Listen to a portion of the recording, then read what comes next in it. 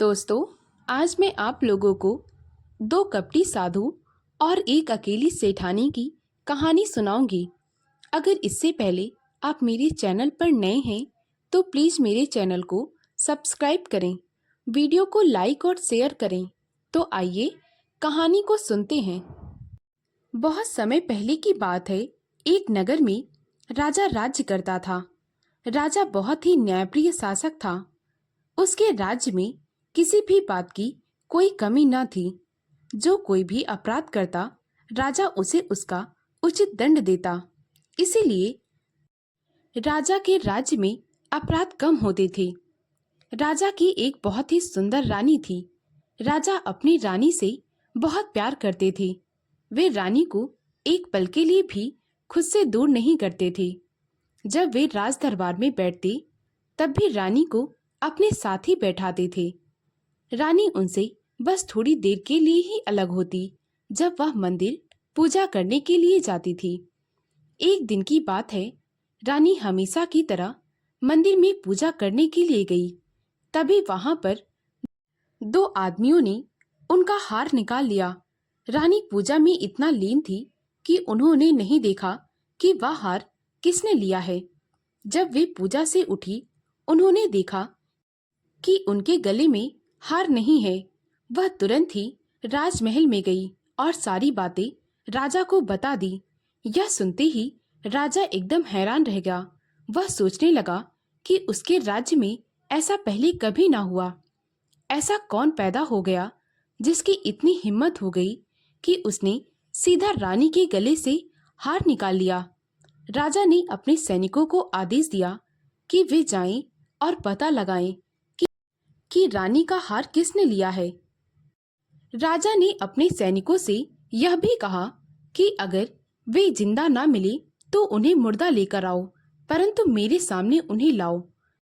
राजा के सैनिक उन दोनों को ढूंढते रह गए, परंतु वे दोनों कहीं ना मिले, क्योंकि वे दोनों राजा के राज्य से निकलकर पड़ोसी राज्य में पहुंच गए थे, जहां का राजा बहुत ही लापरवाह था। उसे कोई परवाह ना थी कि उसके राज्य में क्या चल रहा है। उसे सिर्फ अपने सुख से मतलब था। वे दोनों चोर कुछ दिनों तक चुपचाप इधर उधर घूमते और खाते पीते। फिर जब उनके पास धन कम हो गया तो उन्होंने सोचा कि अब कोई उपाय सोचा जाए। इसीलिए उन दोनों ने साधु का भेष बनाया और एक जंगल में कुटिया बनाकर रहने लगे। उस जंगल से जो कोई भी गुजरता, वे दोनों उन लोगों को किसी न किसी बहाने से लूट ही लेता था। धीरे धीरे समय गुजरता रहा। दोनों इस तरह लोगों को लूटते रहते और खाते पीते रहते। जब वे बूढ़े होने लगे तो उन्होंने सोचा कि अब हमसे लूटपाट का काम ना हो पाएगा। अब ऐसा करते हैं, महात्मा बन जाते हैं, लोगों के बारे में पता लगाते और फिर साधु बनकर उनकी समस्याएं सुलझा देते थे। धीरे धीरे लोग उन पर बहुत विश्वास करने लगे। उसी नगर में एक ब्राह्मण रहता था जो कि बहुत गरीब था। वह हमेशा लोगों के घर पूजा पाठ करवाता और उसे जो भी पैसे और राशन मिलता, उनसे अपना जीवन गुजारता। ब्राह्मण की झोपड़ी टूटी फूटी थी। उसमें दरवाजा भी टूटा फूटा लगा हुआ था। ब्राह्मण ने सोचा, अब मैं बूढ़ा हो गया हूँ, मरने से पहले तीर्थ यात्रा कर लेनी चाहिए। परंतु ब्राह्मण को एक चीज की चिंता लगी थी, क्योंकि उसने अपने कमाए हुए पैसों में से कुछ पैसे बचाकर उसने इकट्ठा कर रखा था। वे सब मिलाकर 100 चांदी के सिक्के थे। ब्राह्मण को चिंता थी कि अगर वह इन्हें अपने साथ तीर्थ पर ले गया तो तीर्थ पर बहुत चोर लुटेरे होते हैं। जरूर वे उससे यह धन छीन लेंगे, और अगर यह धन झोपड़ी में रखकर गए तो मेरी टूटी झोपड़ी से कोई भी इन्हें आसानी से निकाल सकता है। ब्राह्मण मन ही मन सोचने लगा, आखिर मैं इस धन का करूं तो क्या करूं। तभी अचानक से उसे जंगल में रह रहे दोनों साधुओं की बात याद आई। वह सोचने लगा, मैंने उन दोनों साधुओं के बारे में बहुत सुना है वे बड़े महान साधु हैं और वे किसी परमात्मा से कम नहीं हैं।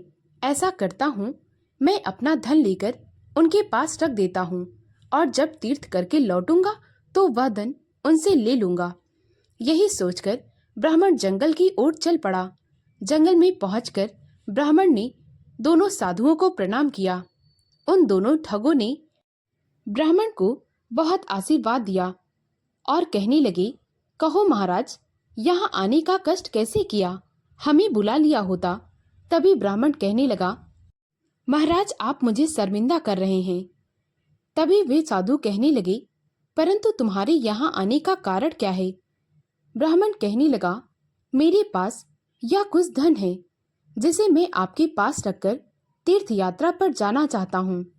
मेरी झोपड़ी टूटी फूटी है, अगर मैं यह धन वहां पर रखता हूँ तो कोई भी यह धन आसानी से चुरा सकता है, और अगर यह मैं अपने साथ ले जाऊंगा तो तीर्थ पर बहुत चोर लुटेरे होते हैं, वे अवश्य यह धन मुझसे लूट लेंगे। मुझे आप दोनों के सिवा और कोई रास्ता नजर न आया। मुझे पता है आपके पास हमारा यह धन बिल्कुल सुरक्षित रहेगा। अब ब्राह्मण की यह बात सुनकर दोनों साधुओं के मन में लड्डू तो फूटने लगे, परंतु वे बोले, सुनो ब्राह्मण, हमें क्यों पाप का भागीदार बना रहे हो? हम धन को हाथ भी नहीं लगाते, इसीलिए तुम इसे वापस ले जाओ। ब्राह्मण ने दोनों साधुओं के सामने बहुत मिन्नतें की।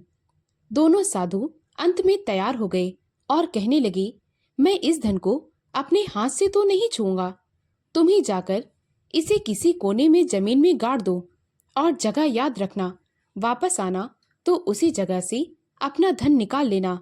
ब्राह्मण ने कुटिया के एक कोने में गड्ढा खोदा और अपने धन को वहां पर रखकर तीर्थ यात्रा पर चला गया। दोनों साधुओं ने मन भर के ब्राह्मण का धन उड़ाया और जब 6 महीने के बाद ब्राह्मण अपनी तीर्थ यात्रा के बाद वापस आया तो सोचने लगा, अब ऐसा करता हूँ, अपना धन दोनों महात्माओं के पास से ले आता हूँ। यही सोचकर ब्राह्मण दोनों साधुओं के पास जा पहुंचा। ब्राह्मण कहने लगा, आपका बहुत बहुत शुक्रिया महात्मा। अब मैं अपना धन अपने घर ले जाना चाहता हूँ, इसीलिए मुझे अनुमति दें कि मैं अपना धन जमीन से निकाल लूं। दोनों साधुओं ने ब्राह्मण से कहा, तुम कौन हो? हम तुम्हें नहीं जानते और तुम किस धन की बात कर रहे हो? यह सुनकर ब्राह्मण के पैरों तले जमीन खिसक गई। वह दोनों साधुओं को अपने धन की याद दिलाता रहा, परंतु वे दोनों इस बात से इनकार कर रहे थे कि वे उसे नहीं पहचानते। अंत में उन्होंने ब्राह्मण को खूब पीटा और वहां से भगा दिया। ब्राह्मण चुपचाप अपनी झोपड़ी में चला आया और वहां पर बैठकर जोर जोर से रोने लगा। जब वह रो रहा था तो उसके रोने की आवाज पास में ही रह रहे एक सेठ के घर तक जा रही थी। उस समय सेठ के घर पर और कोई नहीं था, सेठानी और उसका नौकर था। सेठ तो अक्सर अपने काम के सिलसिले में घर से दूर रहता था।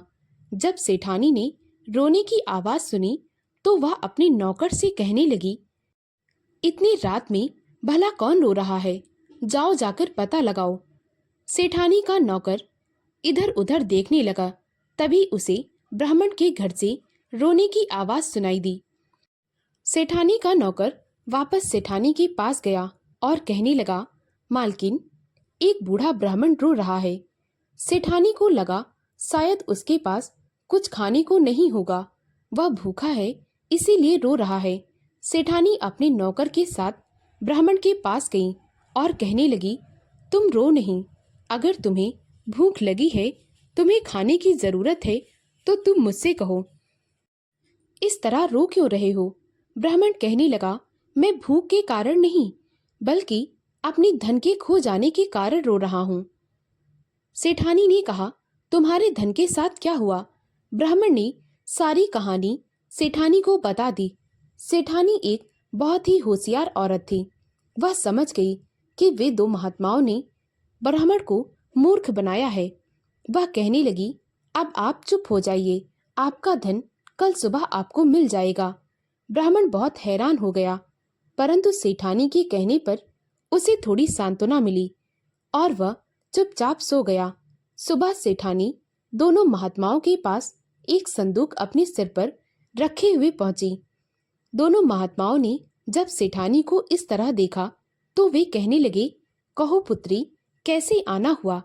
तभी सेठानी ने दोनों महात्माओं को प्रणाम किया और कहने लगी, महात्मा जी, मेरे पति काम के सिलसिले में घर से बाहर गए थे और अभी तक नहीं लौटे। मैं उन्हें ढूंढने के लिए जा रही हूँ, परंतु एक समस्या है। तभी वे कहने लगे, ऐसी कैसी समस्या? तुम मुझसे कहो, हम तुम्हारी समस्या का समाधान करेंगे। यह सुनकर सेठानी मुस्कुराने लगी और बोली, मुझे पता है कि आप मेरी समस्या का समाधान करेंगे, इसीलिए तो मैं आपके पास आई हूँ।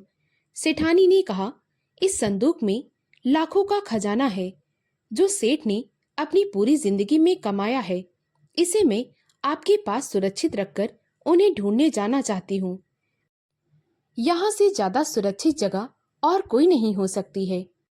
दोनों साधुओं के मन में लड्डू फूटने लगे। वे दोनों सेठानी से कुछ कहते, तब तक वह ब्राह्मण वहां पर आ जाता है। दोनों साधु ब्राह्मण को देखकर कहते हैं, अरे आप तीर्थ यात्रा से लौट आए हैं, मैंने आपका धन सुरक्षित रखा है।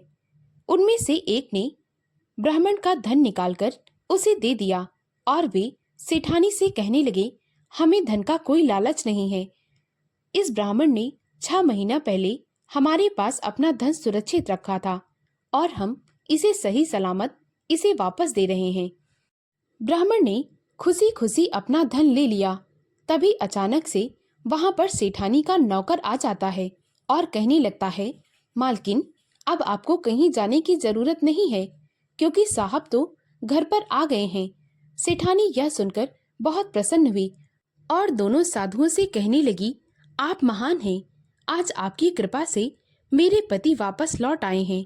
अब मुझे कहीं जाने की जरूरत नहीं है। सेठानी अपने सर पर रखा हुआ संदूक अपने नौकर को पकड़ा देती हैं। नौकर आगे आगे चलने लगता है और सेठानी और ब्राह्मण उनके पीछे पीछे। यह देख दोनों साधु हाथ मलते रह जाते हैं। उनके हाथ कुछ नहीं लगता। इस प्रकार सेठानी ने अपनी बुद्धिमत्ता से ब्राह्मण का धन बचा लिया। दोस्तों, अगर आपको मेरी कहानी अच्छी लगी हो तो प्लीज मेरे वीडियो को लाइक और शेयर करें। मुझे ज़्यादा से ज़्यादा सपोर्ट करें ताकि मैं आप लोगों के लिए और भी अच्छी अच्छी कहानियाँ ला सकूं। कहानी को पूरा सुनने के लिए बहुत बहुत धन्यवाद।